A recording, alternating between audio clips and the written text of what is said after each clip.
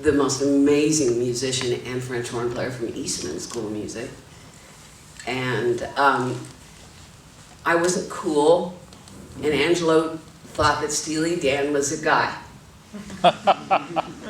And I was sort of like the Andy Griffith of the downtown scene, you know. I did know Andy Warhol, and they made me sing my auditions for musical theater the night, and they'd all clap and stuff. And I grabbed the mic and I did it, and he said, "That's it. That's it, that's it. We'll do that." And about 6 months later, I picked up the phone, and Warner Brothers said, "Do you want a deal?"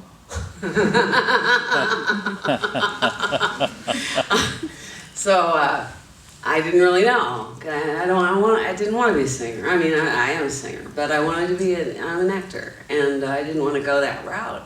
But I did want to meet this guy, and I saw Eraserhead on my birthday. It was part of my birthday present at dinner with these two guys. And I hated it. I said, "How pretentious." I said, "I don't get it. I don't understand it. I hate weird for weird's sake." And then I met David, and he was the most normal guy to me I'd ever met. And he told me a story about how he used to stand outside the 12th Street Theater in the Village. People would come out of Eraserhead just to see what their reaction would be, because he wanted them to like it so badly. I wanted to ask Catherine and Charlotte, when you first read the pilot script for Twin Peaks, what were your reactions? Did you think there was any chance in hell it would get picked up? And did you realise how groundbreaking it was going to be when you were first reading and shooting the pilot? No. I loved the script. I loved it. I knew, first of all, I knew a lot of the actors that were going to be in it. And at the time we were doing the pilot, Jack Nance and I were sharing a house. He was my roommate. That's after me. Yeah. I never got a chance. Jack and I were not a couple. We were roommates, but we still talk about we share a husband together.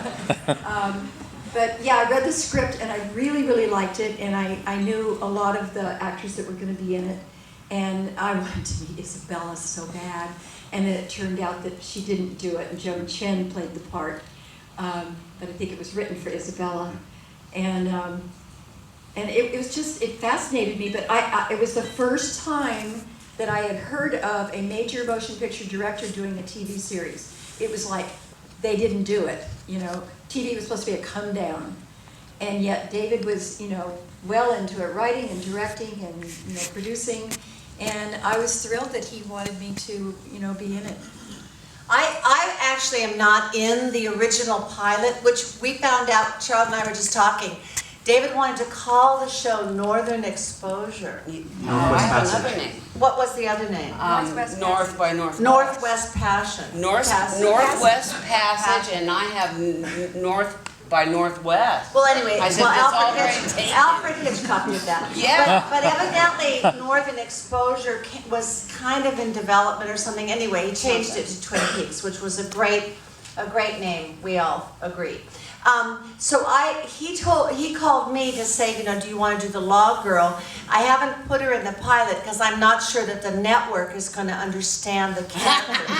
So I'm going to sneak you into the pilot, and you're just going to be in this first episode, and then we'll bring her in gradually.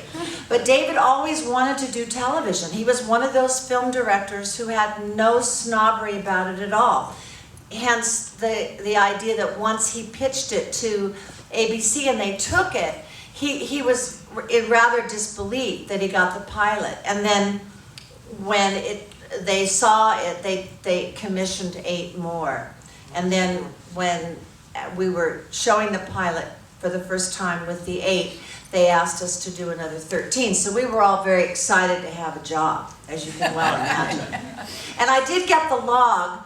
The first day of shooting, David, it had to be Ponderosa Pine because his dad had worked for the U.S. Forest Service as a research botanist, and he had done his PhD thesis on the ponderosa pine. So they had to look all over for the perfect log. And the poor prop guy was bringing them in one after another, and David was, no.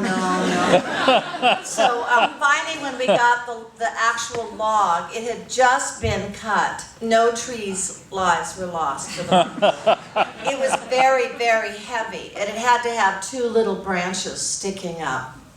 And they put it in my arms, and I just knew that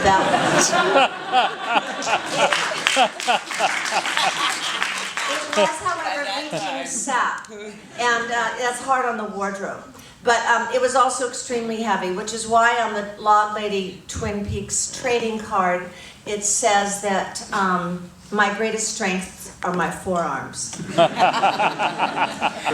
Why I said this morning, I said this is my 21st anniversary, because London is so hip and always has been a trendsetter, picked us up musically, because we did Floating into the Night 2 years before Twin Peaks came about. So this was David's musical project. Oh, that's great. And it was interesting. It was very interesting, because it was, I was on the Jonathan Ross show, and he said, there was a sound man there, and he said, young lady, you're going to have to sing louder. But everybody was so supportive, and it's been like a chain reaction in London. You've always been ahead of us. Catherine, I was going to ask, when the show was first screened and your character was kind of the breakout star of the show in the first season. Really the log, yeah. She became this kind of icon sort of overnight. I mean, how was that for you? Were you getting recognised in the street? It was really fun. Yeah. I mean, I had been acting for years, and suddenly I was getting a good table in a restaurant. Just because of a piece of wood. And people started sending cherry pie over to the table instead of a drink, have a cherry pie. But that's just one little memory. I'm sure there are lots more that you can joggle my brain about. Yeah. And you have a quickie? Julie? I mean, I was in the studio at the time. I was too busy taking Saturday Night Live away from Sinead O'Connor and taking the lead role in that Olivier. It won the Olivier Award over Miss Saigon. I did Return to the Forbidden Planet, which led to being one of the B-52s, which is just one thing led to another. But the one thing about David that really impressed me was we were eating our turkey and cheese sandwiches we did every day on whole wheat with mayonnaise, extra mayonnaise, please. And he was talking about a real homely girl in his hometown in the little school. And she had on a homemade dress that day, and she had pearls on to make her look pretty.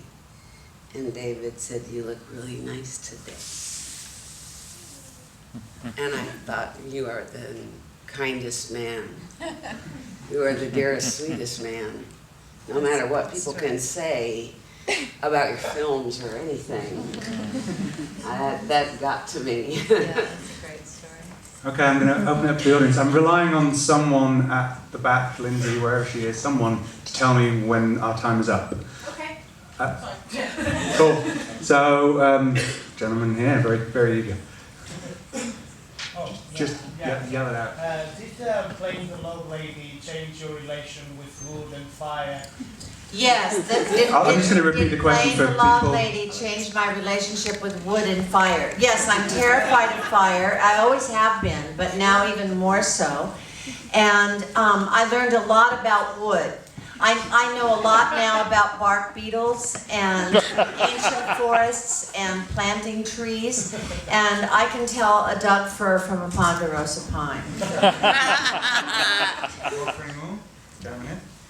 If David or Mark were to do another series or an offshoot, would each three of you be involved in some way, either for your character or another character? The question was, if David and Mark Frost decided to do another series, would each of these three want to be involved?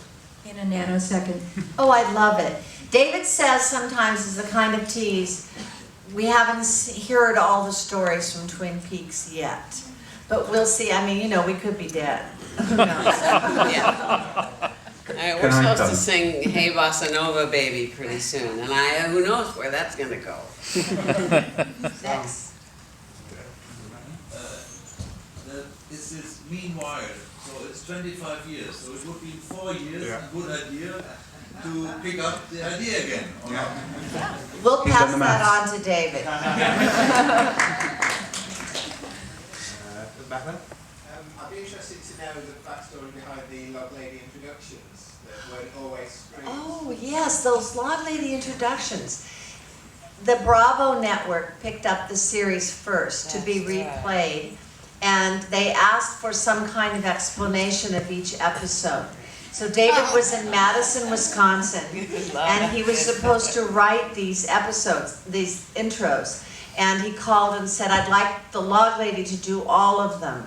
So we had set this date because I was about to go off and be in a play, and there was only one day that we could do them. And he stayed up for a couple of nights before and wrote them all standing out in the woods in Madison, Wisconsin. And he showed up with them that morning. So I had never seen them before, the day that we started shooting them.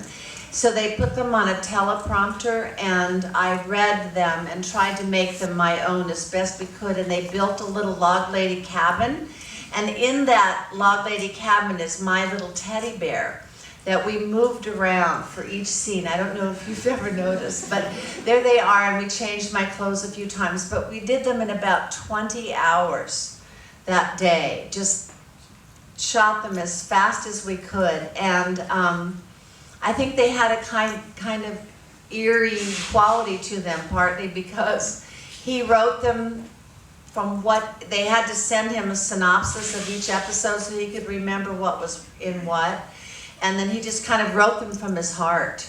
And then because I didn't have a lot of preparation time, just kind of did them from my heart with David directing me through each one. So that's the story of them. Are they on I haven't been able to figure out how the box set works, but are they on each one at the beginning? Yeah. You can select them. Oh, okay. Great. I'm glad to hear that. I don't want to break the box set. Yeah.